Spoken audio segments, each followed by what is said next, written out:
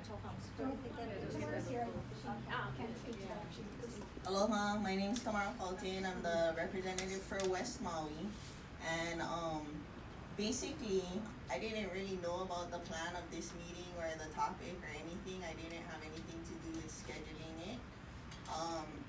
My proposal is, and I drafted a resolution to go through the planning commission while we're in budget, but my proposal is to bring the cap down to the current number, not to phase out the current short-term rental home permits.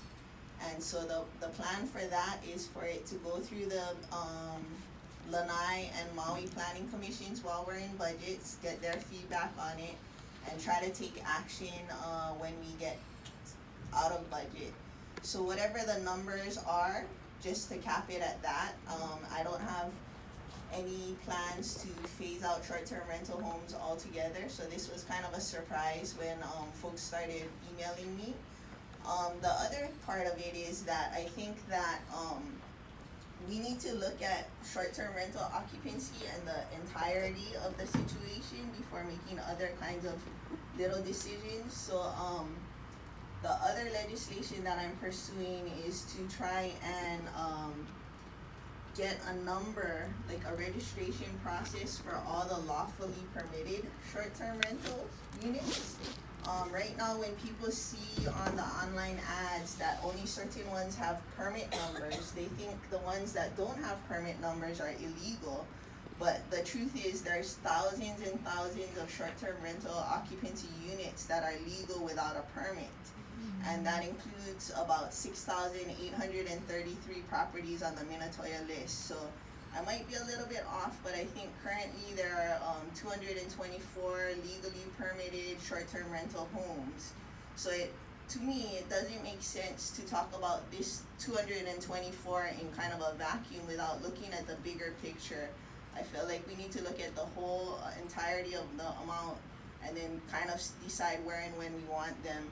I feel like a lot of the Minatoya properties, you know, the feedback we got while we were on Molokai and some of the feedback we got from Hana is they like those properties. They like the tourists to stay in that area where Kainani Kai and Wavecrest are on Molokai.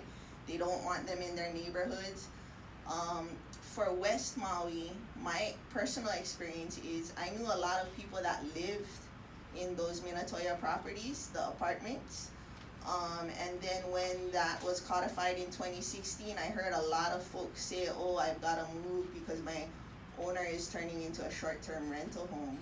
I realized that a lot of the Minatoya properties are cheaper vacation rental units so that people can come and can't afford the $400 a night hotel rooms. However, they used to be actual homes, so I'm in favor of phasing out certain Minatoya properties that people actually used to live in. But I wouldn't do it recklessly, you know. I would try to take a big look at the whole picture of things, try to get a number on the total number of short-term occupancy units there are in the county, and then go from there. So that's just my plan. I mean, I only have until November. But yeah, that's the direction I'm working in personally, and you know I can't do it alone, so that's that. Thank you.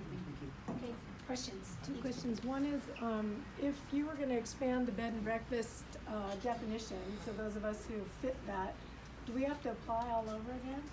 I would think that we would have a conversion provision that it could just move from one to the next without having to. That would be very appreciated. Without that having was to hell. apply. So the idea of broadening B&Bs, and Jackie alluded to this, and some of the Q&A has touched on this, is, and in the first group that was here, and you saw in one of those slides that a lot of the operators, or I should say STRH owners, do live on island. So seeing what kind of tie-in they can have to the operation, so that it's not, you know, some distant person who isn't taking full responsibility for the property in the neighborhood. Do you have so ideas? That's what we'd be looking to do by broadening that B&B by, okay, are you a resident and, you know, what role do we need to play, in the operation. That's your idea, is if they're a Maui resident or not? Do you have other ideas Not on the necessarily, broadening? not necessarily, we haven't gotten there, it's just that's sort of conceptually, one of the ideas we're thinking of. The other half of that question was, Sorry. what is the ultimate goal you guys are looking for? Is it affordable housing? Cause this isn't that. What is it? Well, our initial goal in having these meetings was to find out where people stand on this issue, and that's, the groups today have been very clear on where they stand on this issue. But also to make sure that the communities that may be affected by short-term rentals have the opportunity to comment on them. Yeah, I don't mean the point of this, I mean the point of the plan, like what Right. is the ultimate? Just so people. For can- looking at impacts on neighborhoods is one of the points, cause I mentioned, previously that the majority of the short-term rental applications that have to come to the planning commission get voted down. Because the commission Which is what the hearing's all about. because the commission hears from neighbors.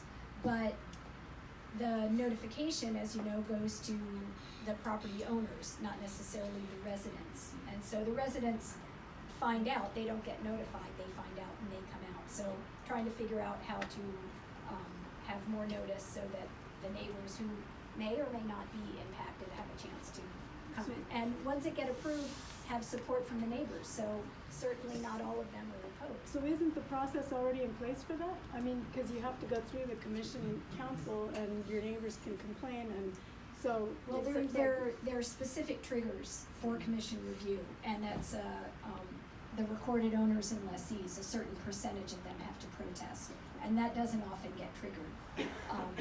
Actual residents, though, who aren't owners, will come in, and testify, so there's just a little bit of a, like a gap in the notification that it goes to the owners rather than the residents. Is there a question over there?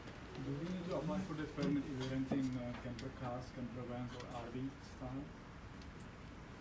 If it is, if it's going to be used for, short-term rental, then it should, if it stays on the same property. Actually, it doesn't even matter if it doesn't stay on the same property. If it functions as a dwelling and it's used for short-term occupancy, then yes, it would have to get some sort of permit. Or it would have to park in a hotel zone. If it's a car, If it's a car, it would be 10. if it's a car, then it wouldn't meet the definition of a dwelling, so Unless you're it sleeping. wouldn't. Yeah, oh, sorry. Go ahead. So, the presentation is a little misleading, so is the data, is this the same data that's being presented to the council, or that will be presented to the council? I doubt it. Okay, yeah, because all your data comes from a lobbyist. It's, this company, Strategies 360, is a lobbyist group. So, I mean, you'd have to get balanced information. Well, there's, 3 or 4. Question? Yeah, I also think it would be really helpful to be very clear about the problems that you're solving to help us understand. I've heard you allude a couple times to bad behavior on short-term rental properties. Is there not already a process for dealing with that? And if so, can you improve that instead of solve the problem? So the question was, if neighborhoods are being impacted to ensure that, complaints are addressed. It's not, what we have been hearing is, it's not so much complaints, cause yeah, if there are complaints, then a neighbor can file a complaint and we'll follow up on that. It could lead to revocation of the permit, that hasn't happened much at all. It's more that neighbors are saying that I don't know who my neighbors are anymore, and I like to know who my neighbors are. So that's not a complaint, the short-term rental operation could be running in complete compliance and not making noise or anything like that, but they still don't know who the neighbors are. So that's what we're doing. Tom? Can I ask a question about that issue specifically? We know that on this island, we have a lot of second homes that are not permitted short-term rentals. But these neighbors that complain about who's living next door to me, and I see these people coming in and out, and I've seen some of the RFSs come in that way. Do we know that any of them are permitted short-term rentals? Or is their complaint simply about a second homeowner using their second home, and they don't know that person, and they don't like seeing that? Do we have any data that, that differentiates between permitted short-term rentals and neighbors saying, I don't like that permitted short-term rental, and a house that looks like a short-term rental but isn't necessarily a permitted short-term rental that neighbors may be complaining about? It's both. When we hear, when we get a complaint like that, our response is either it's a permitted operation, and unless they're breaking the rules, there's nothing for us to enforce. Or it's not a permitted operation, but we have no evidence Right. that there's any. It's hard to do any enforcement unless they give you a website or whatever. But they say, I saw rental cars there, I saw people checking in and out, Right. it sure looks like a short-term rental, get rid of that. But you're powerless to get rid of it, really. Right. Jason. This is sort of an esoteric question, but is it really the planning department's purview to make sure that people know who their neighbors are? Yeah. May I also comment? I have That was a real long question. term. That's a real question. When it relates to laws that we administer, we do have a role to play, yes. I have long term tenants next door, and I never know who they are because they're changing next door. And they are way rowdy, and I have no control. And I don't understand why the long term rentals are not being put to the test as well, because most of those owners don't live here either and don't know that their tenants are leaving the house in shambles. I walk by it to walk my dogs every day. I have the house that has the quiet bed and breakfast. In the afternoon, they're making this kind of obnoxious sounds with their radios and their long term. And you know what? To me, that's a business, because that owner doesn't live there, and he is making money off of that long term rental. So why are we not? Why is there a double standard? That's been a problem with me forever. It's horrible, long term. And if that's the case, then we need to have a permit building. Do you go after builders to help them to find properties where we need apartments? Because in the residential neighborhoods, long term tenants are horrific. And they don't belong there either, because that's not a family home. Yeah, just to add on, it's a question of why. That's I come to this meeting and I'm going, and all through the process, there's been meetings like this, there's been lots of questions, and I think a lot of people bringing forth their homework, a lot of testimony, thousands and thousands of testimonies. And so with that process, we came to where we are today. And legally, those who chose, there's still plenty that have chosen not to, but a lot of people chose to do it the right way, to go through all the hoops, to cross the T's and dot the I's. And so with all this research and all this input, I come today to this meeting, and I'm going, why are we always fighting for this? You know, and it just seems so adversarial. And I get the high cost. I went to Costco the other day, saw a nice red shiny truck, $42,000. Can anybody say affordable? Everything is expensive, and particularly here on Maui. I look at the power bill.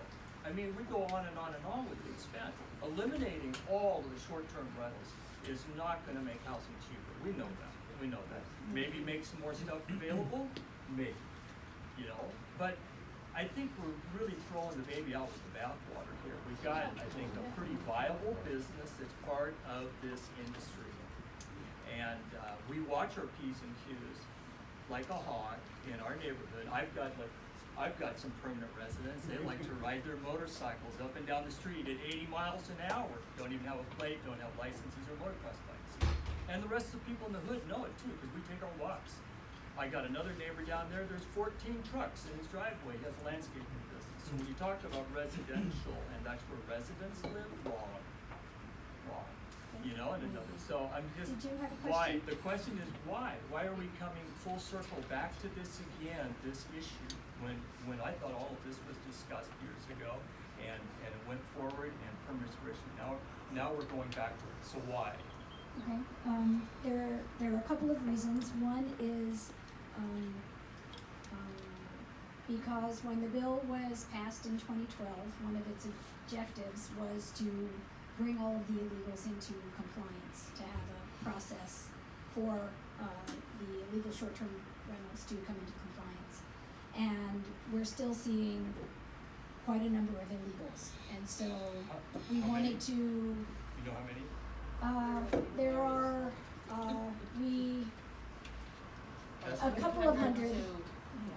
I mean, it changes daily because ads come down and ads pop back up. So we wanted to explore, this was the reason that the bill was adopted. It didn't completely achieve that goal, so should we look at phasing it out? So that's one of the reasons. And the other reason, as I mentioned, was because many come to the planning commissions and we hear from neighbors that they don't want them in their neighborhoods. And so the potential impact to neighborhoods with neighbors not knowing who their neighbors are. So those were two of the main reasons.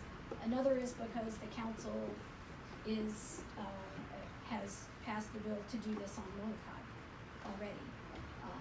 And so on the heels of that, should we consider the same for Maui? No. So those are the reasons why. That's answering your question. Question of that. Yeah. On the one Q&A slide, it asked about what about the jobs lost, and the claim made on the slide was that the hotel's creating more jobs than the short-term rentals. I understand that. I'm just wondering if there's recognition that the jobs that are lost in the short-term rentals are small businesses that are owned and operated by local people, and that money 100% stays.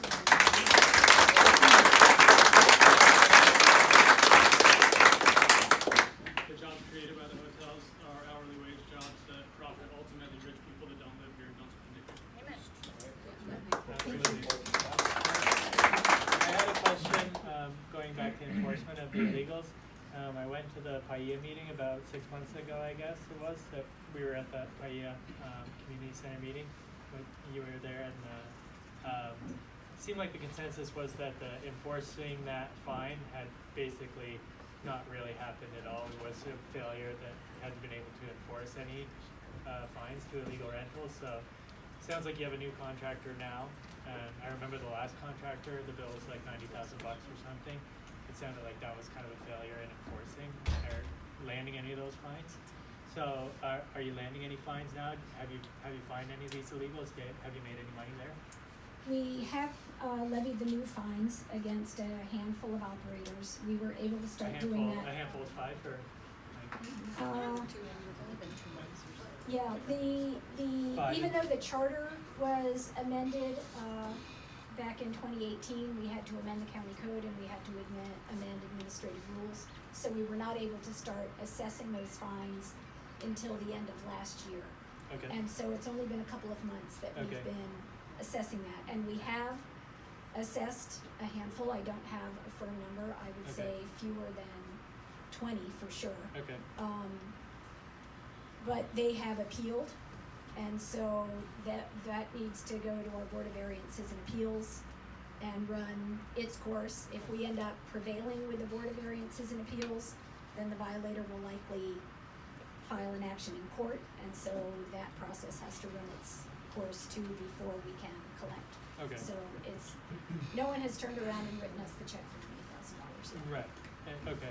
So anyone that you find is going to go down that lengthy process, basically. Either that or they'll pay. Right. I mean, they have the option of stopping the operation and paying the fine and not going through the appeal process, but that hasn't happened. So. Right. Okay. Question in the back? Can you tell me how many complaints there have been in the last year for those 224 permitted vacation rentals? I don't have a number. There have been some, but not many. Not many. Some, but not many. Yeah. From the permitted. Correct. Thank you. Yep. Go ahead. That was my exact question is, the planning department really should know how many are complaints against the 229, and then I would like to know maybe the percentage of complaints against those that are illegal. Oh, we get many, many, many against illegals. So that definition, shouldn't that be a very critical, defined thing? Because if those that are legal who have gone through extremely stringent processes to become legal, have done so, and there are very few complaints against them, and I know historically there have been very few against the B&Bs as well, then perhaps this is really a matter of enforcement and not completely about phasing out what actually does work. What doesn't work are illegal vacation rentals, and there is a means legally to take them out. So I'm just curious if we had numbers. If you had true numbers, you could make decisions that would say, this is really an illegal vacation rental problem, and not for those who have gone through the process and have done it properly.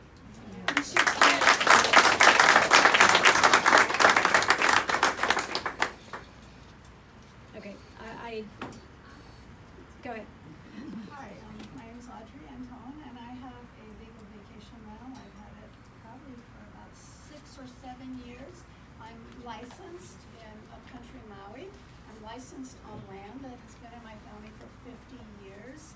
And this has been my plan for my children and my grandchildren to be able to have a business, because that is what you told me, has been told to all of us, that we can pass this on. We can't sell it, but we can pass it on to our children and our grandchildren.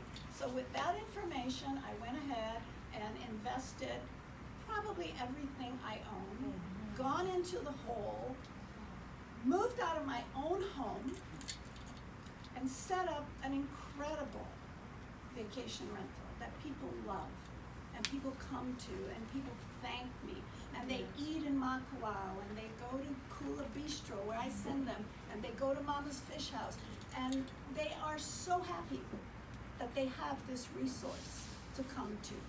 My sister cleans for me. She was losing her house. I can pay her now to clean for me. My family does yard work for me. My question is, and I'm sure it's on the mind of many people here, is the County of Maui prepared for the lawsuits that are gonna come forward? Because I know for sure that I will spend every penny I have to sue the County of Maui for a breach of what they had told me that I could do. Yeah, absolutely. So are you prepared for that? Because this is a permit that has an expiration date, It's written in Spirit. that we yes, pass it where on. I think the county would be prepared. I hope that we don't get to that point, that we can find, well, no, that we don't get to the point where people feel legal action is needed. I'm hopeful that we can find an alternative that A bed can and work. breakfast will have 8 cars a day and a 4-bedroom. There will be people of different families constantly on the property. There will be fights that will ensue because of food stolen out of the refrigerator. You think that a single home use is a problem? I never see those people. They never call me except to thank me. They are gone most of the day. When they came to renew my license, they told me that in my area surrounding me, there had been 75 break-ins, 90 police calls, but none were from my property. You're here. Well, I just have a quick question. So you said the original purpose of the law was to bring on board all the illegal vacation rentals, solve that problem, pull in everyone, make them all legal. Is it not true that the planning commission asks the new applicants, have you ever been sent a violation for operating an illegal bed and breakfast, and then they deny them if that's the case? So how can you claim on one hand that, well, it didn't serve its purpose, but you also enforce a provision that says we aren't willing to bring in and onboard illegal vacation rentals that are trying to do the right thing and get permitted? Great Yeah, question. that's a great question. I don't know. I'll answer. You wanna answer? Sure. Go right ahead. This is one of our planning commissioners. Aloha, I'm P. Denise LaCosta, one of the planning commissioners. And the two questions that I ask, and I've been referred to as the prosecutor, is have you used your property previously and derived income for short-term rental purposes when they come for the permit? And if the answer is yes, they're out of here. Then the other thing is we look at what happens to the community. Do you have 16 neighbors and do 8 of them say no? Then if that's the case and the majority say no, then they're out of here. So we look at the entire picture and not just, one person comes in and says, I'm doing the right thing. Whenever someone goes through the arduous and very lengthy process of applying for and coming before the commission, then we appreciate that because they're doing the right thing. And most of the time, they're granted because they have done the right thing. There are no RFSs, which are complaints, and there are no neighbors that say, not by me, or maybe there's one rather than the 16 in the neighborhood. So I hope that answers your question. I guess my question is, you said that the reason why you're taking away the program now, or want to maybe take away the program, is because it didn't fulfill its purpose. But you said the purpose of the original intent was to onboard all these illegal vacation rentals that were in the community because there was no legal option, and bring them into, let them apply and then become vacation rentals. But if you're denying their applications, then you basically give them one option, which is either end their operation, which is what they should do, or continue doing it legally, but they can't ever get into right standing. Right, so the permit process and the law evolved since its original adoption in 2012. And initially there was no penalty, if you will, for coming in and applying. There wasn't the initial 5-year ownership restriction. And then even when if you operated before your ineligible provision was adopted, that didn't take effect for a while. So there were all those opportunities. So its purpose has changed over time. The provisions have totally changed. Their original intent was to bring everyone on board. And so now the current legislation has nothing to do with solving the illegal vacation rental problem by bringing people in. That's not true, because essentially you're not letting them come in. So my point is just that its provisions have changed. There's no reason to get rid of it because it's fulfilling its current mandate, which is letting all these people run businesses, pay me as a subcontractor to go and fix their TVs and internet and electronics. I started my business. I grew up here. I've been in Hawaii for 30 years. I have 3 kids. I just bought a house, and I saved my money like nobody's business to afford that house. And so people coming along and saying, well, we want to make affordable housing. We want to drive down the real estate market. It's just ridiculous. What am I going to do? Be underwater on my mortgage? And not have income anymore? It's just, how am I going to feed my kids? Thank you. It was a good point about that. So last month on the 24th, you guys put out a press release saying that in 2020 you expect to see the fewest number of illegal short-term vacation rentals in recent history. That was backed up by data from your offices with a report. Wouldn't that suggest that the law is actually working if over time the number of illegal vacation rentals is actually reducing? We think that's more a result of the contractor that we have and then the charter fines being enough of a deterrent. Not so much because people have taken advantage of being able to apply for a permit. I kind of have the same question as Jason. So in January of 2019 to December of 2019, the number of illegals went down by 84%, which suggests that maybe the program is working and maybe, in another year it could work even better. So I guess the question is, if it's working to that degree, why scrap it? Yeah, that's a fair question. I don't have a good answer for that. Before I come back to you, is there anybody else? that guy. He's waiting. His arm's gonna fall off. In the blue shirt. Okay, So- we'll get you next.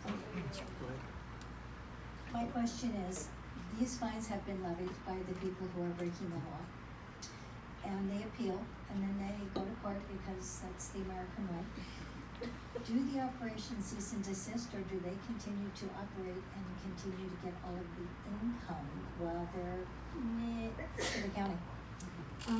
Well, now with the new fines, the answer to the question is until we can get a court order for them to stop, they generally will continue to operate. As long as we find periodic evidence, their fines accrue. And so by the time the Board of Variances and Appeals process happens and whatever court action transpires, as far as we're concerned, those daily fines are accruing. And so if we prevail, we would seek payment of those fines, which, you know, at $10,000 a day, that's gonna rack up pretty fast. Some wise person said to me once, if you have a rule, if you can't enforce it, then you shouldn't create rules, right? And that seems to be the problem with this, is that we haven't been able to enforce this illegal problem, right? And it's become a bigger and bigger problem, and there's all these different facets that relate to it. My wife had pointed out that so basically the question is, have you considered the fact that a lot of neighborhoods already have CC&Rs that restrict this, so they can't apply for a permit anyway. So there should never be a vacation rental in any